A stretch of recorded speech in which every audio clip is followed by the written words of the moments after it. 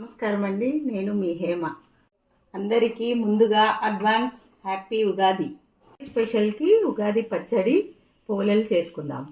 పోలేల కోసం 1/2 కిలో పప్పుకి 1/2 కిలో బెల్లం ఇలా సన్నగా తురిమి పెట్టుకోవాలండి. ఒక 2 గంటల ముందుగా నానబెట్టుకున్న శనగపప్పుని పెట్టుకుందాం.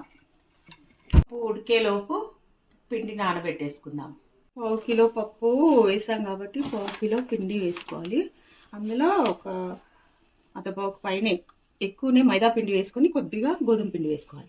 ఇట్లా జల్లెడ పట్టుకొని తడిపి పెట్టుకోవాలి. అందులో కొద్దిగా ఉప్పు వేసి కలుపుకోవాలి. ఇట్లా మెత్తగా ఉండాలి పిండి. దీంట్లోకి కొంచెం ఆయిల్ వేసుకొని 2 అవర్స్ నానబెట్టుకోవాలి. పిండి ఉడికిపోయిందండి. దీన్ని ఇట్లా రుబ్బాలి.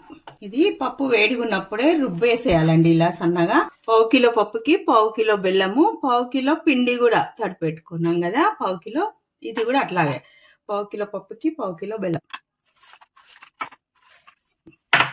వేసి ఇలా కలుపుకోవాలి. స్టవ్ ఆన్లోనే ఉండాలా, అప్పుడు ఇదంతా మంచిగా కలుస్తాయి. కొద్దిగా సోంపు అండి, సోంపు ఒక ఇలాచి సన్నగా పొడి చేసి పక్కన పెట్టుకోవాలి.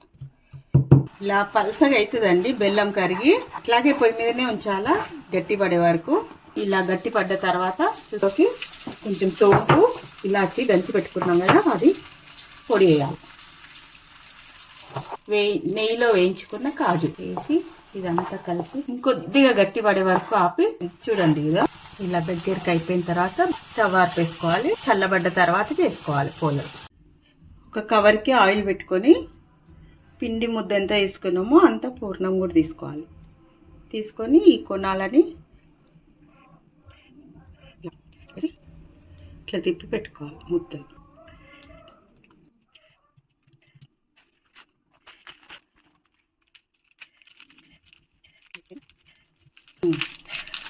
కవర్తో ఇలా అంటే చాలా సన్నగా వస్తాయి. ఇట్లా మంచిగా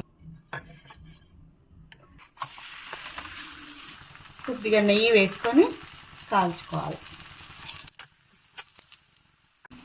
పిండిలో ఓన్లీ మైదా కాకుండా కొంచెం గోధుమ పిండి కూడా వేస్తాం కాబట్టి మరీ గట్టి కాకుండా తెల్లగా వస్తాయి, మెత్తగా వస్తాయి. ఉగాది పచ్చడి కోసం ముందుగా బెల్లంని నానబెట్టి తీసుకున్నానండి. ఈ బెల్లం నీళ్ళు ఫస్ట్ ముందుగా పోసుకోవాలి. చింతపండు నానబెట్టుకొని పులుసు తీసి పెట్టుకున్నాను. అది వేప పువ్వు, మా పులుపు గురించి మామిడికాయ తురిమి పెట్టుకున్నాను.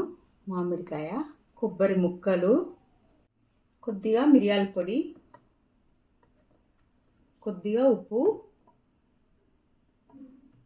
షడ్రుచులు అంటారు కదండి, పులుపు ఉప్పు అన్నీ, కొద్దిగా గసాలు.